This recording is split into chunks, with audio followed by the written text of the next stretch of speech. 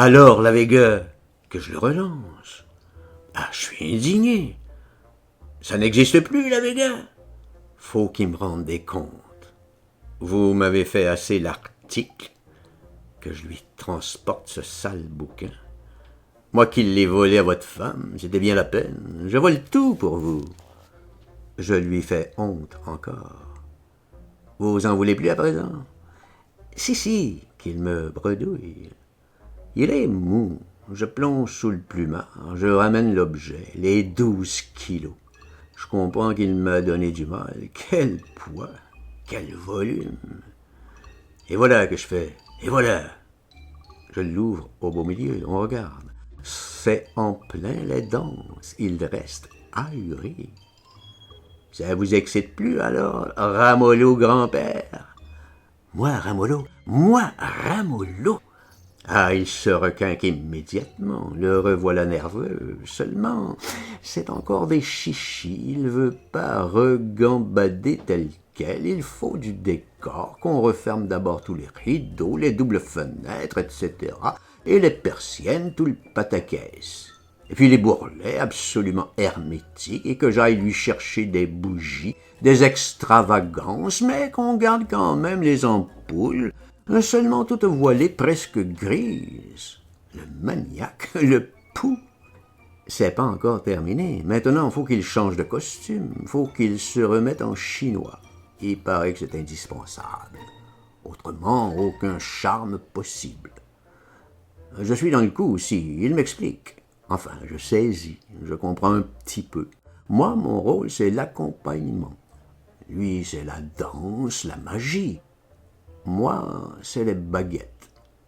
Je frappe le rebord du lit, tac, tac, tac. Je varie avec ses grimaces, très vif, puis plus doucement, à chaque contorsion. J'ai pas fini de rire.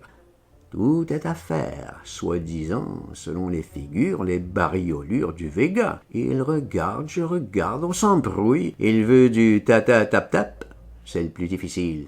Et que ça grésille, que ça crépite, enragé en somme. On n'a pas de baguette, à vrai dire, c'est avec 2 manches de couteau. Faut que j'en mette un coup. Et puis, avec mon bras, je souffre aussitôt que je force. Ça lui est bien égal, tant pis. Sec et nerveux, voilà ce qu'il demande. Alors, je prends les brosses à dents. C'est tout de même plus vif. Je tic-tac bien plus sec, pas d'erreur. Et puis, encore plus rapide avec 2 cuillères. Ça aurait pu être très amusant si j'avais pas eu mal au bras. Il m'expliquait pas bien non plus le moment d'attaquer. Exactement sur quelle ronde jambe. Et puis mollir sur quelle risette. Il y avait de la risette dans la Vega, la figure bouddhiste. Tout ça dans le gros livre, tout expliqué en hiérographe. Il me commentait chaque image. Il me déchiffrait au fur et à mesure, en avant, les sciences orientales. Surtout, il bafouillait beaucoup.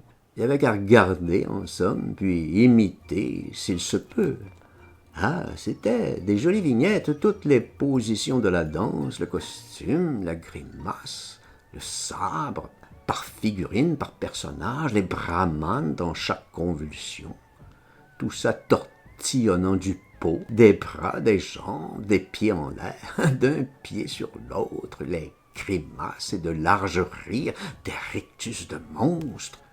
Plus tard, on se maquillerait tel quel, minutieusement, au coloris de la tête aux pieds. C'était entendu, l'illusion parfaite.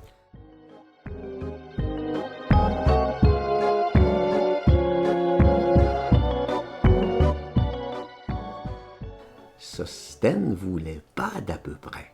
Buter là-dessus, maniaque. Je me gourais souvent. La sacrée du charme, ça s'appelait. J'avais du mal à saisir. Je devais accompagner finement, en pleine musique, des esprits. Mon top-top-tac-tac au poil. Au fond, c'était fort gamin. Il levait un pied, et puis l'autre, top-top-tac-tac. Il retournait son bras ainsi, top-top-tac-tac. Il faisait sa gueule d'épouvante, les yeux hors de tête, tac-tac-pif-pif. Ma partie. Il se contorsionnait les mains paumes à l'envers derrière la nuque. Il se forçait les coudes en croix. Un effort très dur, tout chaloupant, voguant des fesses, et en même temps les grands ronds de cuisse, et moi, tag, tag, daga, dang, dang. Envoyez! Ouf! Il s'affalait hors d'haleine. Repos. Ainsi l'adage prémonitoire. Je répète l'expression, ça devait mettre l'esprit en humeur, soi-disant, selon ses paroles. Il s'ébrouait un tout petit peu, et yop, à la suite, tout haletant encore, une autre passe mystique, exactement comme sur le livre.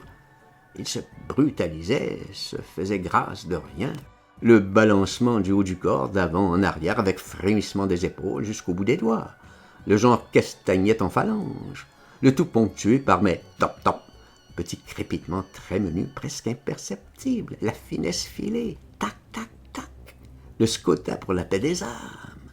Voilà le terme du texte hindou. Et c'était encore qu'une préface, l'initiation au mystère. À présent, on entrait en scène. Ah, j'allais voir ce que j'allais voir. La cérémonie. Il me prévenait bien que je me raccroche, que la tête me tourne boule pas. On attaquerait l'incantation, le vif, le cœur du ballet.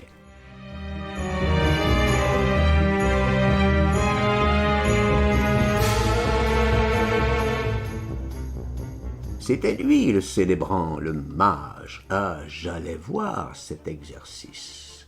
D'abord, fallait qu'il retrousse sa robe, que rien n'entrave l'ardeur des sauts, la ferveur des sorts. Tout ça était bien expliqué, dessiné, précis. Il tricherait pas d'un millipoil. Fallait toute la sauce, toute l'extrême tension.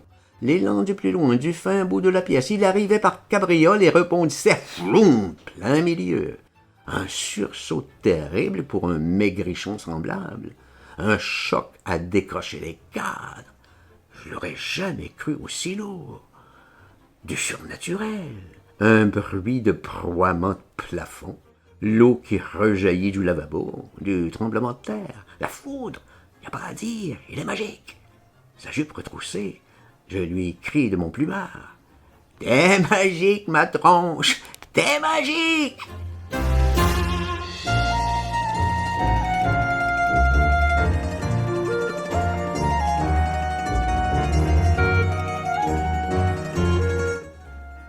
Je veux lui faire plaisir. C'est plus fort que moi. Ah, puis je me marre. Il n'entend rien. Il rarrive du coin, les mains en anse au-dessus de sa tête, guirlande sacrée. À tout menu pas, très gracieux, presque sur les pointes, minaudeur, timide odalisque, il me chaloupe des hanches, il me yade. Je le regarde drôle, je l'effarouche. Il revient tout furieux, arrogant. Il me fronce, il me menace. Il me montre le dessin. Il est vexé. C'est bien la mimique très exacte. Le genre du dragon sur la page, je conteste pas. Il manque que des flammes plein la gueule. Il renifle pour ça, il graillonne. Il en crachera sûrement des flammes le jour qu'il voudra. Faut voir s'il se démène, s'il se force. Lui qui a pas d'aspect première vue. Qu'est malingre chétif, blême pelure, faut le voir à présent tourmonter, un tourbillon, il vous en saoule, et puis tirant encore en plus, je fais jamais mes tacs à temps, il me houspille, il me tarabuste, il est partout à la fois. J'y arrive pas avec ma main, je rame à la traîne, ma cicatrice au poignet me coupe, il s'en fout, il tient plus en place, faut que j'accélère, pas de question que je tic-tac d'une vitesse terrible. Il est en pleine effervescence, il se donne de tous les bords. C'est une mimique extraordinaire. Il représente deux monstres à la fois, comme sur l'illustration du livre. Ils se battent maintenant dans tous les sens, dans son propre corps à lui.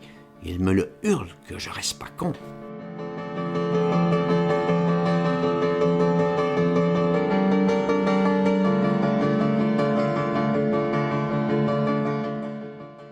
J'ai pas qu'à regarder, faut que je tic-tac. Nom de foutre. C'est la tragédie qui commence. C'est son grand moment. Un dragon au cul, il paraît, l'autre en pleine poitrine. Ils vont sauter sur la défense. C'est le combat à mort. Ça se passe dans le Sostène tout entier, dans son corps lui-même. Il s'en replie, convulse, se casse en quatre. Il se roule au tapis. Il pousse des X et des Ox, des rugissements de monstres. C'est lui la bataille entièrement. C'est lui les deux monstres à l'assaut. Leurs membres s'entremêlent, c'est hideux. Dans l'intérieur de son petit corps, il s'encoince, retord dans la porte. Si elle s'ouvre, ça va s'écarteler. C'est la peignée des animaux. Il s'extirpe, il rampe sous la table, il râle, il gigote, il geint, il crache, il se recourbe, il se mord les jambes à pleines dents, il se fait saigner. Il se bat atroce contre lui-même, il va se dévorer complètement. C'est la mêlée des dragons, c'est encore pire que le Ferocious. Tous ses os en craquent, il se gloutonne. Il est infernal à regarder. Ça suffit plus de mes tic-tac. Faut que j'accompagne en violence. Faut que je frappe la barre à coups de paume. À toute volée que je le scande. Je vais me démolir le bras qui me reste. La grande tripotée des dragons. Faut que j'excite les monstres au carnage. Faut que j'hurle en plus des « Hoax, hoax » à chaque fois qu'il roule au tapis. Il exige, il me tense, il m'enfièvre. Je me prends au jeu, c'est fatal. Je gueule plus fort que lui. Il veut me dominer quand même.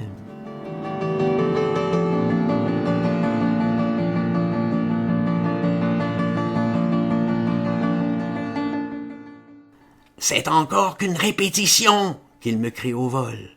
Il me tempère. Alors qu'est-ce que ça va être? Il est si ardent, si mordu, qu'il a à peine le temps de bondir, s'arrêter au milieu de la pièce, gaffer son modèle au gros livre et rejaillir entre chats. Un autre rigodon, je redouble. Enchaîne, enchaîne, qu'il me tarabuste.